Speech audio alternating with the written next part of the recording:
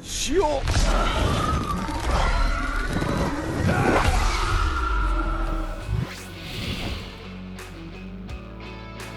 hello, ladies and gentlemen, and wayward souls. This is F0xy Grampa.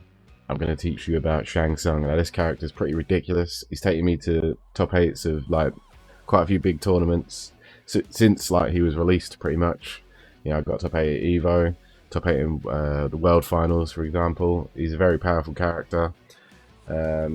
Slightly harder to use than some of the others, but we'll go through these bits. So let's do this. Your soul is mine.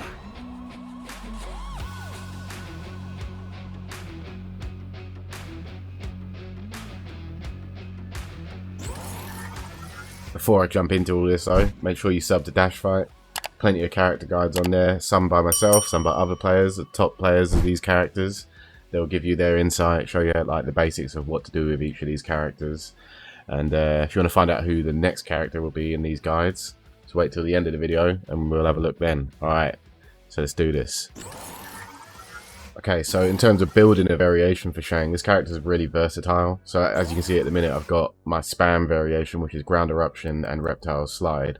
But you don't have to use this. This is just what I use. You could use like ground eruption and shake. That's quite a popular one. That's good for counter zoning and having like strong zoning yourself. A lot of players use things like force lift.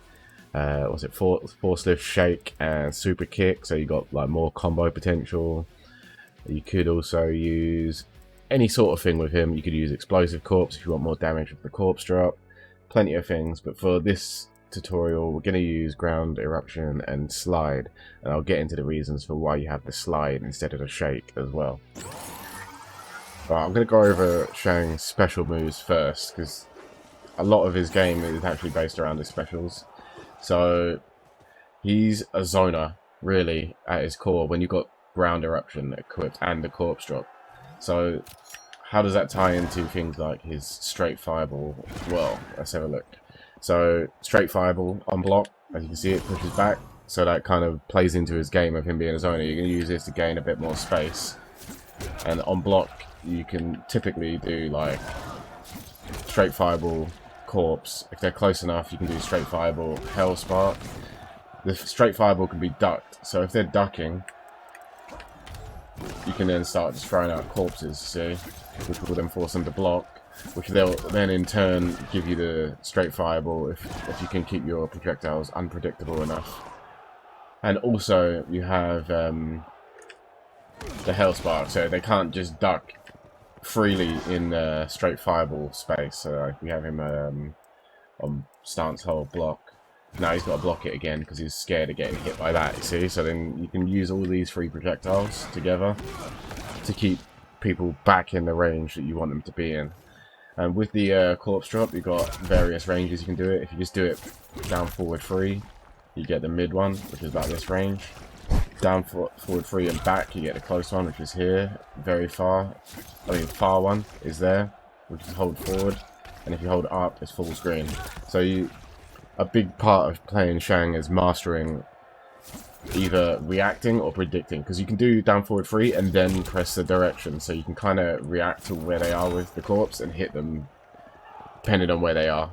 And the final move I've got here is the slide, right?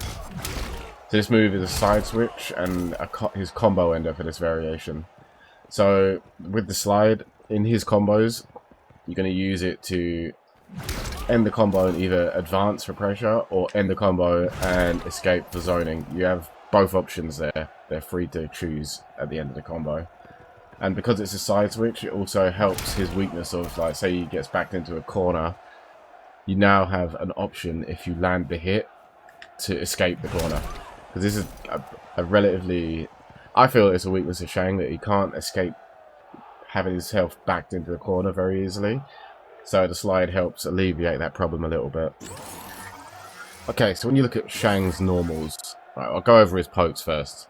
So, we've got down 4. This is a really good poke. 9 frames, plus 17 on hit. Gives you pretty much all of his options on hit.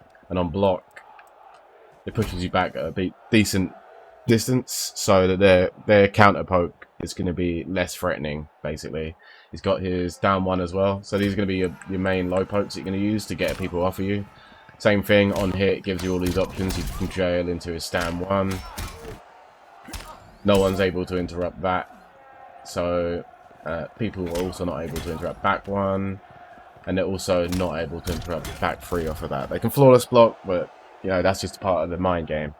And then in terms of his strings, a lot of them have this effect to them. So the third hit will be plus on one half of the string, and then the third hit of the other half of the string will be minus. But the issue here is the plus part of the string will have a flawless block gap.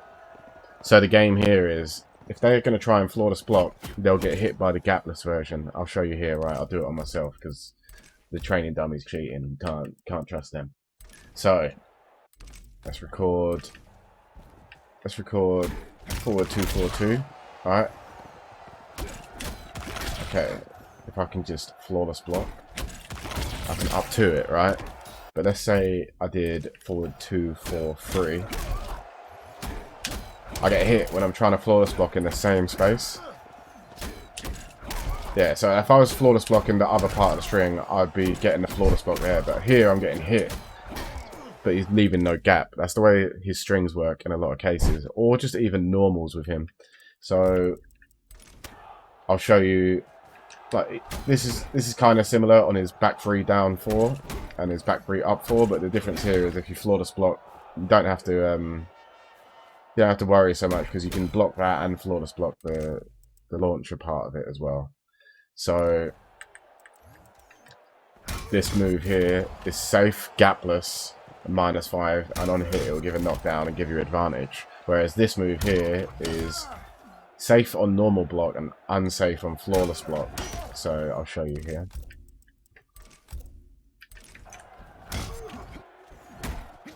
But the problem here is you don't even need to spend bar to punish him. You can just punish him for the for flawless blocking it. So I'd be careful with that string. I'd only use that as a punish. I'd use it on something like a Kano forward 3. You know, the move where he rolls at you. That's not going to be punishable by jabs. It should be, but it's because he recovers in a low state. So you can use the low that Shang has to actually punish it fully, instead of like just taking a grab or something out of it. Same thing. Yeah, applies. Same sort of concept applies here actually on his forward 4. He's got a high. This is a high, right? So if he ducks it, you get down 2, right? I can show you what I'm talking about. So he does that, boom, down 2, right?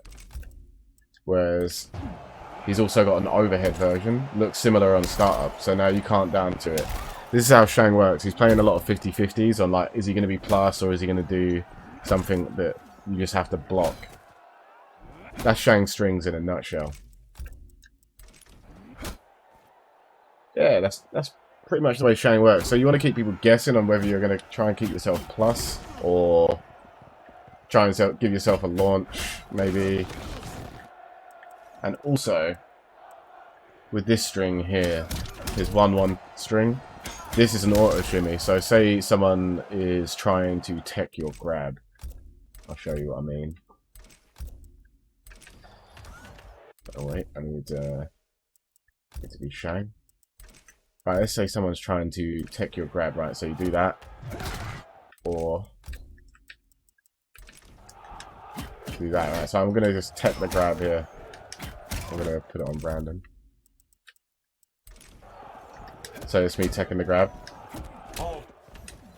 See that second hit there? That will crush the tech. So you can confirm off that. Because with 114, you get a launch. You get that into whatever combo you want to do, right? This is pretty much the way Shang strings work. Your 1-1 string will blow up the tech. His offense allows you to grab a lot because he's going to be plus in a lot of places. Like, say, here, you're plus. Here, if you get them to stop backdashing, you're plus. His down 4 gives you the grab because you're plus on hit. In which case, you get that. So you want to be using the grab to get people to start teching or ducking, and then you want to be using your mids to cover that option. or the auto shimmy as well. This is pretty much the way his strings work. It's, am I or aren't I gonna do the plus version? Or am I gonna grab you or am I not gonna grab you? Okay, so now to piece it all together, right? You're gonna be using all of your specials, like your fireballs. You're going to learn the range of this far hell spark. That's pretty crucial. You're going to learn the ranges of all your corpse drops, max range of all your forward fours, because what they're going to be doing is they're going to be trying to come towards you and blocking, in which case gives you the mind game like I was just talking about with forward 2. And it also gives you the mind game of dash up grab, mind game of forward 4 or forward 3. All these things they have to think of while they're advancing at you, and you're still throwing corpses, skulls, and hell spark at them. You could even, like a lot of characters, you can just do hell spark and then they'll dash in again and then just hell spark them again, and it's like resetting the scenario. Other things you're going to have to be wary of is how characters shoot back at you. So let's say that someone shoots a high projectile back in a range, boom, you can duck it. You can duck a lot of high projectiles and punish with hell sparks as long as you're in range. Or let's say you do that, they're throwing a high projectile back, now you get the corpse. Like, you get a corpse check. The corpse is a good trade to make 8%. Most projectiles, like the good projectiles, do 7. So for an 8% projectile, you're going to win a lot of trades. You just need to know how to keep yourself in a position where you can throw the corpse and possibly not even trade back. You just got to be wary of the way their projectiles work against your projectiles. And other than that, it's literally just keep them out with the skulls, keep them out with the sparks, let them advance on you, dash up grab, dash up forward 2s. You can do sweaty combo off that if you've got the timing. That's actually, yeah, you gotta be a big nerd to do this combo. That's pretty good. And then, yeah, once you've got all that going on, you just basically confirm everything you're doing into hell sparks, close hell sparks. Either stand for hell spark, push them back, and this will keep them away from you. Or you could do into slide, and then you keep the choice of side switch or dash up and do more offense like grab, or just looping the whole am I going to be plus or not game again. It's very straightforward, very coin flippy in his offense. It's not like a coin flip is a drastic decision each player has to make, but it does give you an idea of how they're going to defend, because you have to pick an option. So just keep that in mind when you're playing him. They're going to have to pick an option about how they're dealing with your offense, so then you just tailor your offense around what option they're more likely to pick. Pretty 101 fighting game stuff, but the more you play it, the more you'll understand. You'll get the experience. Okay, once you got him in the corner, his corner combos are kind of iffy in this variation because the sparks won't allow you to actually launch that close. So his only launch when the corner comes off forward 2, forward 2, so you're gonna have to start confirming that. And just doing something like this, take 25%. But the thing that is strong about him in the corner is all these plus frames he's got. Oh wait, let's get that reversal off. Look, all these plus frames he's got. So he's got +6 here. Got +4 here, and the only option is to accept that or flawless block. So you're going to get a lot of opportunities to be plus here, which means you can start throw looping and just looping this offense again and again.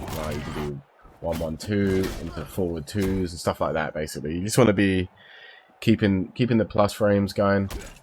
And finding the spot where they're like, okay, I've had enough. I don't want to take this plus frame anymore. I'm going to flawless block you, in which case you just do what I said before, the other half of the string.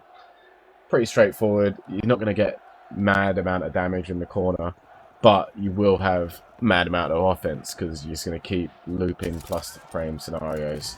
If you're playing against a character you're familiar against, you can just, and they've got a good corner game, so things like a Sub-Zero, boom.